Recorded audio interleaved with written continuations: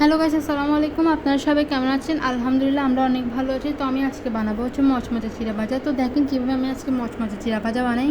একটা বাটির মধ্যে আমি নিয়ে নিচ্ছি 200 গ্রাম চিড়া, তারপর দিয়ে দিচ্ছি স্বাদ মতো লবণ, তারপর একটু সামান্য পানি দিয়ে ভালো করে মেখে কিছুক্ষণ রেস্টের মধ্যে রেখে দিচ্ছি।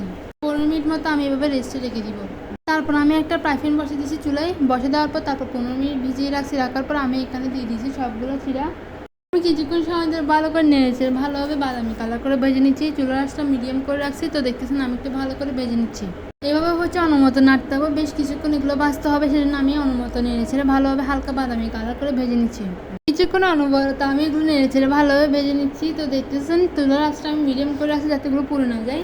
তো কিছুক্ষণ সময় ধরে আমি এগুলো ভালো করে নেড়েছে ভালোভাবে এগুলো বাদামি কালার করে নিচ্ছি। তো দেখতেছেন আমি হালকা হালকা করে কিছুক্ষণ পরপর নেড়ে ছেড়ে নিচ্ছি যাতে এগুলো নিচ দিয়ে লেগে না যায়, সেজন্য কিছুক্ষণ পরপর ভালো করে নেড়ে ছেড়ে নিচ্ছি। তো দেখতেছেন এগুলো হালকা একটু বাদামি কালার হয়ে আসছে। আমি আর একটু কিছুক্ষণ সময়ের জন্য এগুলো ভালো করে নেড়েছেড়ে ভালোভাবে কিছুক্ষণ সময়ের জন্য ভেজে নিচ্ছি। তো দেখতেছেন একদম অনবরত নেড়েছেড়ে নিচ্ছি যাতে এগুলো নিচ দিয়ে লেগে না যায়।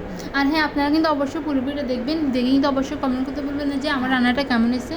আপনারা কি এরকম মচমচে চিড়া ভাজা চায়ের সাথে খেতে পারেন বা অবশ্যই সন্ধ্যায় খেতে পারেন, যখন যার যেরকম ভালো লাগে ওই সময় খেতে পারেন। তবে কার কার ভালো লাগছে অবশ্যই কিন্তু কমেন্ট করে জানাবেন। আর সবাই একবার একটু ট্রাই করে দেখবেন, বাসায় একবার বানিয়ে দেখবেন সবাই খেতে চাইবে।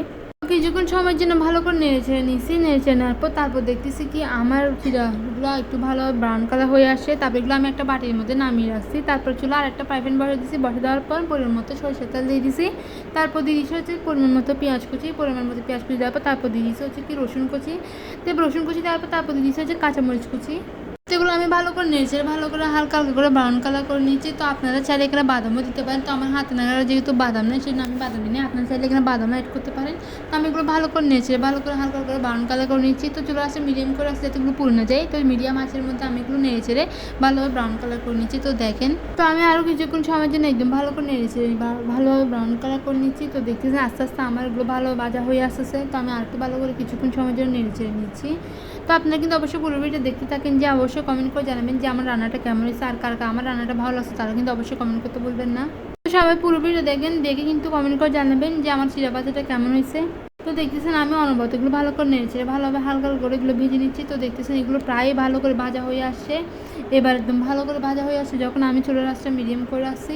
তারপর এবার ভেজে রাখা চিড়া ভাজাগুলো আমি এখানে দিয়ে দিব সবগুলো। তো একসাথে আমি সবগুলো দিয়ে দিচ্ছি। দেওয়ার পর এগুলো আমি ভালো করে নেড়েছি, ভালোভাবে একদম মিশ্রণ করে নিচ্ছি। তো দেখতেছেন একদম ভালো করে নেড়েছি মিশ্রণ করে নিচ্ছি।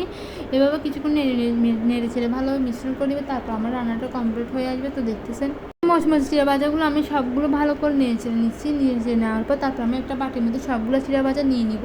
তো দেখেন আমি একদম ভালো করে নেড়েছেড়ে মিশ্রণ করে নিচ্ছি। নেওয়ার পর এবার আমি একটা বাটির মধ্যে সবগুলো চিড়া ভাজা নিয়ে নিচ্ছি। তো দেখেন দেখতে কিন্তু অনেক লোভনীয় লাগতেছে, খেতে অনেক ভালো লাগবে। আপনারা বাসায় কিন্তু অবশ্যই ট্রাই করবেন যে কেমন হয়েছে, অবশ্যই কিন্তু কমেন্ট করে জানাবেন। তো আমার মচমচে চিড়া ভাজা এখানে কমপ্লিট। তো আপনারা পুরো ভিডিও দেখে অবশ্যই কমেন্ট করে জানাবেন। আর সবাই একটা করে লাইক দিবেন। সবাই ভালো থাকবেন, সুস্থ থাকবেন। আল্লাহ হাফেজ, টাটা, বাই বাই।